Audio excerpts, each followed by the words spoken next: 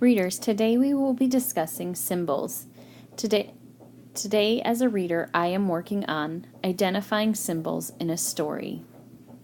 Readers, we have really been digging deep lately, and we've been thinking beyond the text.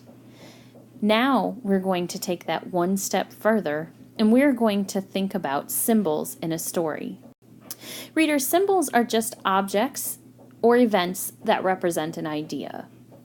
So we're going to start this work by thinking about the stars in Lois Lowry's Number the Stars. The stars in this story are a symbol.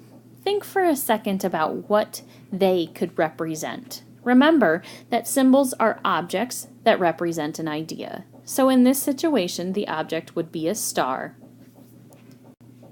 Readers, in Number the Stars, Lois Lowry is suggesting that numbering the stars is impossible, like numbering people is impossible. If you remember, Hitler wanted all of the Jewish people to wear stars on their clothing so that they could be counted or it could be known who they were. And so Lois Lowry is saying that numbering the people is impossible because people aren't things. People are human beings. So that's one symbol from that story. Readers, symbols can also be an event. And so in the miraculous journey of Edward Tulane, Edward is broken halfway through the story, or actually towards the end of the story.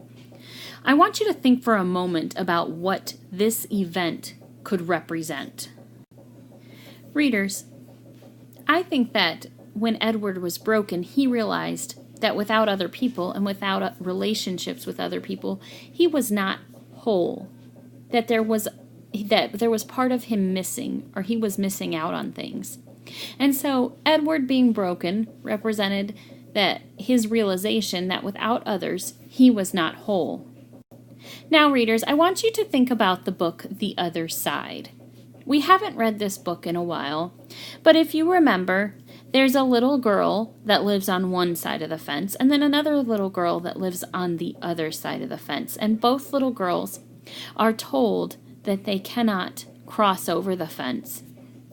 I want you to think for a minute about what that fence represents. Now I want you to discuss this with your reading partner. Readers, I'm hoping that you and your reading partner came to the conclusion that the fence represents the division or the separation between black people and white people at that time. Readers, today you're going to meet with your book club. Challenge yourselves and see if you can come up with any symbols. Then you're going to read. I want to let you know that we only have one more book club meeting after today's book club meeting. Push yourselves. Read as much as you can. As you meet today, see if you can find any symbols in your book. If you can't, then do this work as you read. Let's make it a great reading day.